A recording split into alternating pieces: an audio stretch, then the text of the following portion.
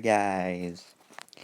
It is me, the ex-what-ifer, and today I'm doing this video. Plus, someone, I can't remember, like, a Dino what-ifs, he told me, like, I should redo this design, so I might. But if you guys still like this design, I'm appreciate it, but I'm gonna change it up a bit. Probably change him a bit, but I like the way how it looks, so I'm starting it with this one, so, yeah, let's start begin. Sigmund Dory was like walking down like the buildings or hopping to rooftop, just muttering to himself like, another day to hunt down villains. Another way to save people. Izuku Midoriya does not care. And also, guys, if you like my look, thank you. And I own it. It was bought by Art Pixel. So yeah. Izuku like got a notification on his phone that there's been villains nearby, and a building that was so-called that was abandoned for at least 2 years now, which no one would suspect that no villain would be there because there's been mold all over that place, but the villains were wearing masks. And there's one guy, his name was Jeff, just like, God damn it, that damn hero vigilante guy. He's been taking us all over, man. Steve's like, I know, right? It's like he knows where we exactly are. It's troublesome. We can't even do business with. Ever since we lost Overhaul, we're nothing but stragglers, begging for goddamn Shigaraki to help us. Just bites on his teeth like, damn that guy. He's annoying. As before the third guy's like, well, at least he's not coming for us. As soon as he says that, the roof caves in on the guy who said that. And the two villains staring in front of this person was this man. This man in front of them. As Izuku just stared at them as his eyes began glowing a bright green color, and he just says, I am here. As all the villains are literally are shitting their pants right now. As it seems like, grab your gun! And they're like, it's too far away. As Izuku Midoriya flashed, Izuku Midoriya ran to him with incredible speed and punching the guy in the gut, knocking him out. And the guy's like, so, I guess, damn it. I guess I have to try out one of these new toys. As the guy pulls out this pistol and begins shooting at Deku. Deku dodges them, obviously, but one of them scratches his armor, scratches his mask, which was really odd. Usually this ammunition didn't do much against it. However, this ammunition looked different. So as Izuku Midoriya charged at him, crushing him into a wall, knocking him out, Izuku Midoriya grabs his gun and looks at it. He looks at it very cautiously. The craftsmanship's pretty good. And you can tell that by the design, it improves the barrel bite significantly. However, the ammunition for this is only 3 bullets. But what Izuku could see, those 3 bullets crack quite a punch. They could even probably knock him down if that punch even got lucky enough. But lucky for him, he missed the bullet. He didn't want to know what happened if he got hit by it. So Izuku Midoriya grabs that and puts it in his bag. As another thing he finds this underneath some debris. He's like, what's this? Wearing their fancy toys. And yes, I will do, in part 2, I will do this. But for now, he does not use it yet. In part 2, he'll use it. As Midoriya examines this, he says, this must be a stolen tech. Probably Melissa and her father were talking about to me on the phone. Probably at least one of their tech's been recovered.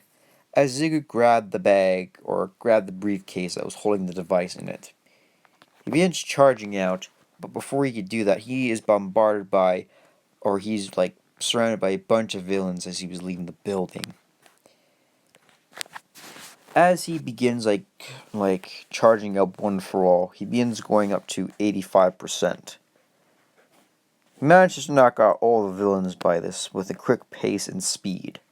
After all, after he unlocked 85% of one for all, Dave was able to do a trick, but he still was he was still able to go up to 100%, but not half. No, never mind what I just said, guys.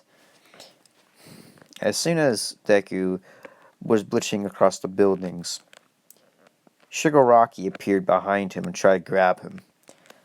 Izuku Midoriya dodged his attack and landed on his feet near a building, as Shigaraki walked out of the portal with Kirigiri. And Izuku noticed one thing, as Shigaraki's wearing like fancy clothes, like he's a part of something. Izuku just stands up and looks at him like, so, the rumors were true. You replaced the guy, huh? I can't remember the organization that they were in. I have to look it up later, but if you guys say, God damn it, stop, thank you. I'm fucking tired. I don't want quarter, I'm tired. As Shigaraki's like, you can catch on quick, Midoriya. But I'm not here to destroy you. That's more always like, what's he planning in his head? What do you mean by that, Shigaraki? As Shigaraki puts his hands together, just like, well, you have been a nuisance, taking back Melissa's and David Shields' tech. I'll give you that. But there's one thing that is peculiar. As Midoriya's like, so, what's peculiar, Shigaraki? As Zugu's like clenching his fist tightly. Shigaraki being like, every time I learned from my predecessor, all for one, that you are a liability, which means you are in the way of my progress. As Deku's like, so you finally figured that out, huh? As Shigaraki's like, obviously. And, by the way, as Toga actually sneaks up behind Izuku, which Izuku knew she was there, as Izuku was about to hit her, Shigaraki grabbed Izuku's hand, and Toga put something on Izuku Midoriya's chest. As Shigaraki's like, now Izuku, you're our lab dog. As Izuku's like, I'm no one's lab. Before since he'd finished that, the device malfunctioned. AKA, this device was meant to teleport this individual from one area, like from the area that he were in, to another country. However, it was one of David Shields' tech, and this was called short teleporter. A small device that you're carrying in your hand, and when you press the button, you teleport almost across a world to America and the United States. It was tested before because David Shield did this, but at a very young age with All Might, because this helped All Might reduce a bunch of that. But however, since All Might was staying in Japan, there was no longer a reason for him to keep that. So, as soon as the device began to malfunction, Izuku began to disappear in front of them, as the smoke settled. As Toga's like, Shigaraki, you told me that it won't kill him. As Shigaraki's like, I was certain. Or at least Deku's not on the way anymore. At least he's not on the way anymore. So I was like, well, what about Deku? As Shigaraki's like, you still have Lord Rock and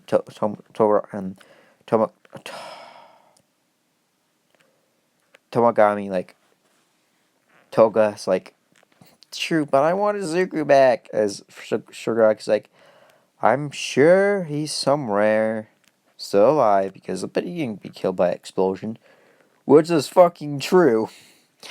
But currently, Izuku Midoriya is fucking falling out of the sky. He's like, fuck, shit. At this height, I won't be able to survive. Wait a minute. As Izuku Midoriya begins like falling at an accelerating rate, he takes a briefcase that he was holding, and he uses a briefcase as a block so he can reduce his fall. So he takes the end of the briefcase, he takes the tech out of it as he begins hopping onto it like a surfboard in the sky. As he does this, he grabs the case by the handle and begins pushing on it. He's timing his jump. As the last second he almost hit the ground, as the last second 3 meters he was about to hit the ground, he used all one with his fullest with this maximum speed to get him onto the ground as fast as it could. Thankfully, it reduced the damage dramatically, saving him incredible time. However, for the briefcase was totally trashed, because Izuku Midoriya put so much force into the case that it completely shattered to pieces. And Izuku's like, "Oh no, Shields, Melissa's gonna kill me because that case was really expensive." I'm like, that case was like over like 4 million. That's 40 million fucking. I can't remember what yen. 40 million yen. I think. I don't know. Okay, I'm sorry. But the glove, Izuku just sighed like, well, at least she's gonna get her glove back. But wait a minute. As he looks around the area, he's like, where the fuck am I? Because this place he's not fucking familiar with. Because he's in the middle of fucking forest. As he looks around, like, oh, for fuck's sake, am I in America or am I in Texas? As Zuko brings up the list that Melissa handed to Zuko, like, it says one of the devices that Zuko's carrying will enhance his strength. It also said there was a second case, which Izuku did find, but it was locked, unfortunately. Fortunately, the villains didn't get that. As Izuku looks through, like, being schooling, like, looking down, says, device can teleport to any country or to anywhere around the world. However, do not hit it directly. Theories. Theory 1. You'll be erased from existence. Possibility. Theory 2. You'll be transported to an alternate dimension. As it was like, wait.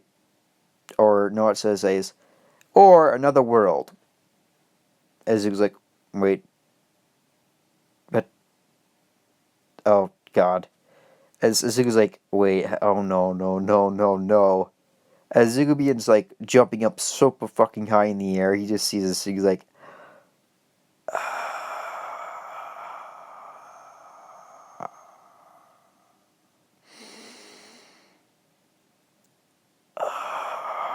he's like sighing like that, right? You can imagine imagine him sighing like right now, just him like dying internally. Because one, usually when you read manga, when it's in another world or dimension, he always like, why have I been isekai'd? As Zuko thinks in his head, like, isekai means hair. And he was like, I don't want to please so many girls. They won't be able to handle me. He like thinks of this like deeply in thought. Because, oh for fuck, he's been training that shit, okay? Okay. He's been training that. And when you're in bed with him, you will only last 7 rounds. And he'll want to continue, and you're like, no, please. And he's like, gives you that face of determination, like, oh, I'm gonna get you goddamn pregnant. That's how determined he is. You two, please do not copyright this, please. If this is any like on 18 plus humor, then I'm totally sorry. So please don't copyright me. So I had my eyes closed the entire time, but as Zuko begins going to the city, he looks around. He's like, well, he's not going to the city first. First, he jumps over to the gate where the guards are to enter the city. He manages to get into the city unnoticed, Guys, to be honest, I have my eyes closed and I'm imagining it. I think this is better when I'm doing this. So let's try it. I like this picture better. Sorry about that. My eyes have really sensitive to light. Anyway. As he managed to find an alleyway not crowded, he begins, like, thinking about how the hell he arrived here and how the hell is there a way to get home. Thankfully, Melissa did, like, show him a schematic if he ever found this device or was teleported to another dimension. However, the parts for it did not exist here, unfortunately. So that means Zigmadoya has to build this by hand, in which he does not know how to do because the tech there does not exist. He can make the tech, but he had to go from vacuum tubes to computer chips to high and advanced type of shit. And that gonna take him a fucking years, boy. So yeah. That sucks for him. And plus, Zigmadori is a fucking okay.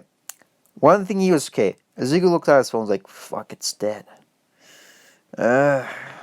Good thing I brought a portable solar panel charger.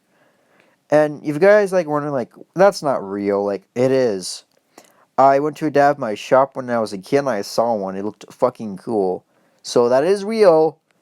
And if you guys say it's not, look it up. It is.